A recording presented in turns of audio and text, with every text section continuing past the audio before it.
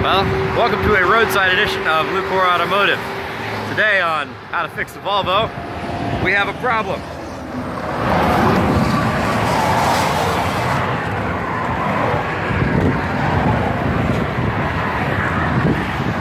And that needs fixing.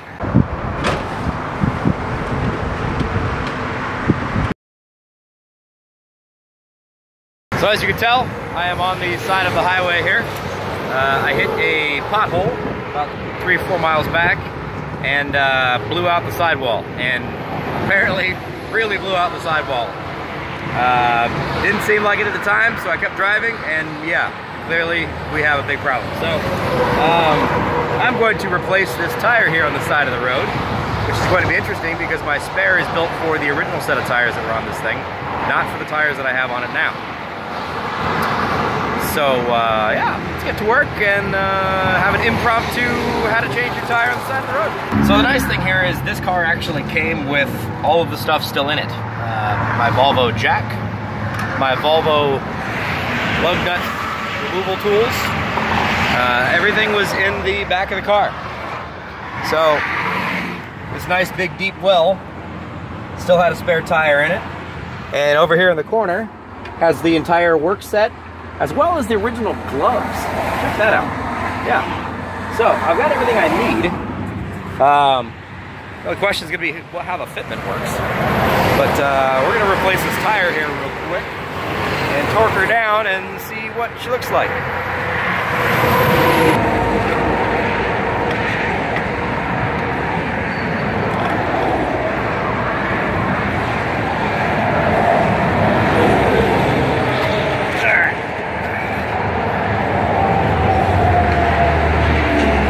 Handy dandy little jack points here. Gotta go on there. No problem. Ooh, the tire's hot. The tire was actually smoking from me driving on it. So, safety warning, don't drive on a flat tire.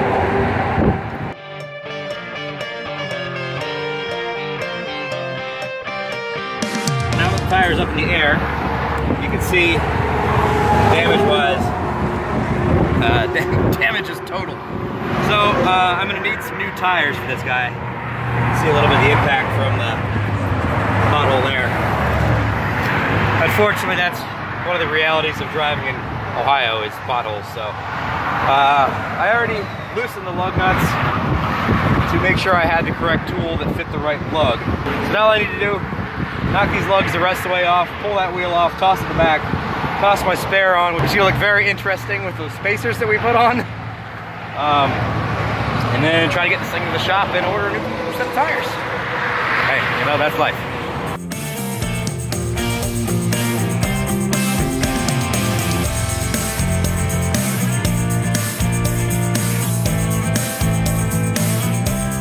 Remember just moments ago when I said that we're going to toss the spare tire on the back and we're going to get the car to the shop and replace the tire? Well, I did remember that I had a spare tire in the back. However, the spare tire was flat, which doesn't do me any good. So, good news was in Ohio, we are an area that the State Farm Insurance Company has trucks that run around in circles. And they are for like roadside assistance for people that are in trouble. Well, technically I was in trouble. So he stopped to help, and he had an air compressor on the truck. Awesome. So wheeled my spare tire on over there. We pumped that sucker up, and as you can see, she's still flat. I'll show you. Completely flat.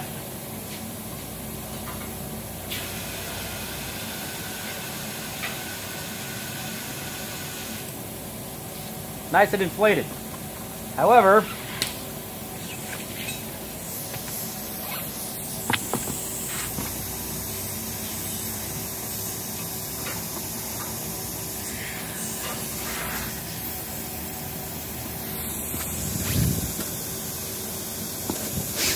as you'll see, there's a wee bit of a hole in it.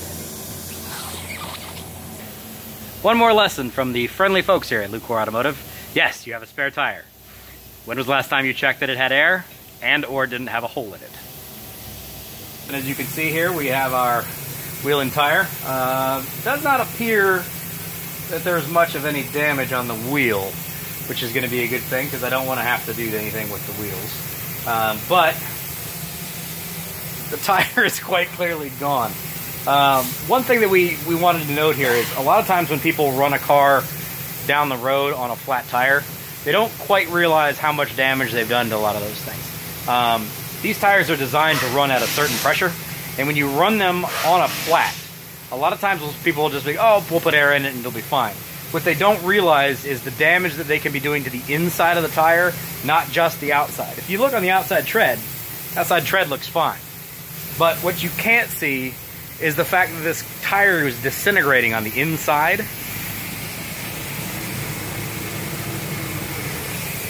That's the tire from the inside of the tire.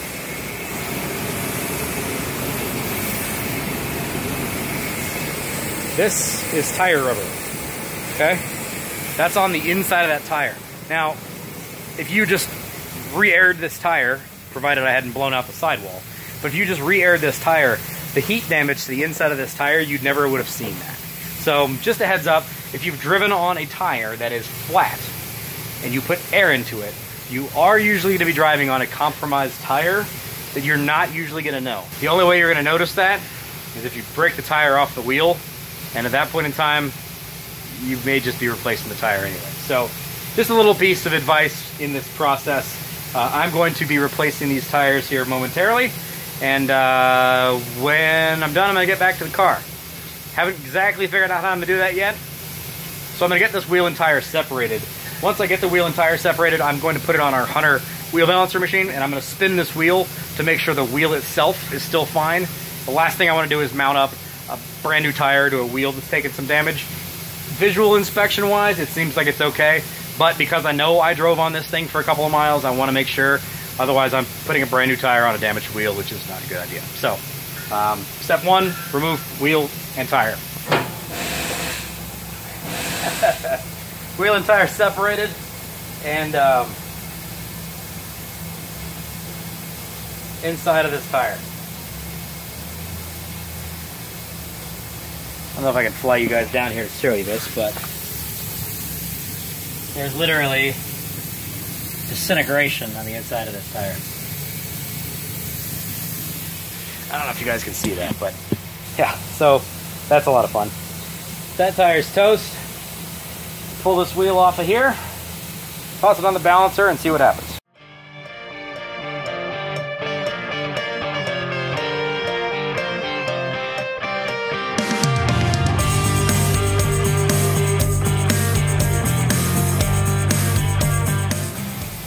Way easier to do a tire with a huge sidewall than it is on a really tiny sidewall.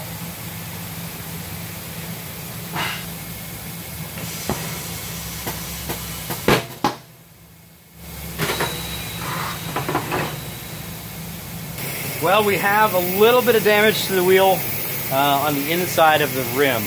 The outside seems to be fine. The bead holds fine. There is a little bit of an off-long on the wheel. So we ended up going with 1 ounce of weight on the inside, 1.5 ounces of weight on the outside, which is a little much for what we like to do, but at the end of the day, it all balances out okay. This is a right rear wheel, so I'm not going to really notice a lot of vibration. There will be some there. Not super worried about it, but this gets this one done. Now, I do have some concern over the fact that I've got a bunch of tires on there that are various ages, so I am going to go ahead and replace all 4 tires. Typically speaking, we like to at least do 2 at a time, so your axle are running the same size tires on both sides. On this kind of a vehicle, it's not that big of a deal.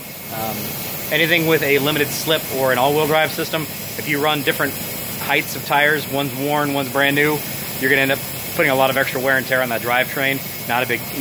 Not something we recommend having. In this case, we typically would do 2 tires per axle. These tires are not super expensive. I ended up having about $210 in a set of 4. So I do have 3 more tires to do. So I'm going to get myself back to the car and replace this tire on the side of the road, and then get it back here and put the other 3 tires on, because safety. Now, I did not buy anything upgraded. These are just basic Mastercraft all-season tires. Nothing exciting, but they will do what I'm asking them to do. So, time to get back to the Volvo, get this thing back together. Well, with my wheel and tire mounted and balanced, everything seems to be somewhat good. It's time to get back to the Volvo. And given it's a work day, and it's kind of a complicated situation, I called on Uber to save my ass. Tarek, up here in the front, came by and picked me up at the shop, and we've got my wheel and tire in the back, as well as a jump pack, because I left my hazard flashers on about 6 hours ago on the side of the road. Now, progress note, it is 4:40 in the afternoon in Columbus, Ohio, and this car broke down on the side of 670 and 70 right after the joining. If you live in Columbus, Ohio, you have a little idea about what I'm supposed to go through. This is going to be changing a tire on the side of the road in the middle of the worst rush hour I could possibly be dealing with. So this is going to be interesting and hopefully not completely disastrous and I don't end up in the hospital or worse. But you'll get to see it if I get hit by a car. Hopefully not. All right, we got back to the car. The car is still here, safe and sound. Nobody's run into it, which is good. Got my brand new wheel and tire. We left this guy sitting on the old spare because it's not worth anything anyway. That way my jack wasn't holding the entire weight of the car this entire time. And time to jack this thing up, get this wheel back on, get this thing home.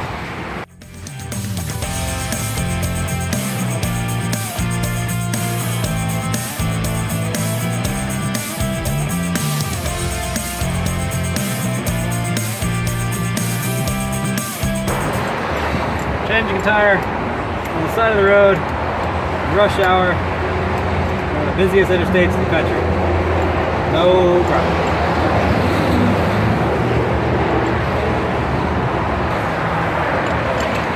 Obviously I don't have my torque specs, so we're gonna go with 2 Ooga Doogas. And hopefully that'll be tight enough to at least get us back to the shop and get this thing done. So, put it back down off the jack, test the lug studs, or the lug nuts one more time, and we're done. So far, so good.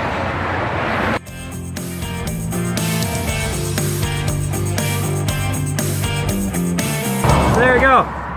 We have changed a wheel and tire on the side of the road. That's gonna be enough for this. I gotta go home. So, hopefully you don't see any more of these, but I will give you a hint, there is a road trip in the near future in this car that I'm going to tell you about very, very soon, so stay tuned. Click that subscribe button, leave us a like, leave us a comment. We always appreciate to hear back from you guys, so I'm going to get out of here before I get hit on the side of the road because somebody's texting and driving. I'll see ya.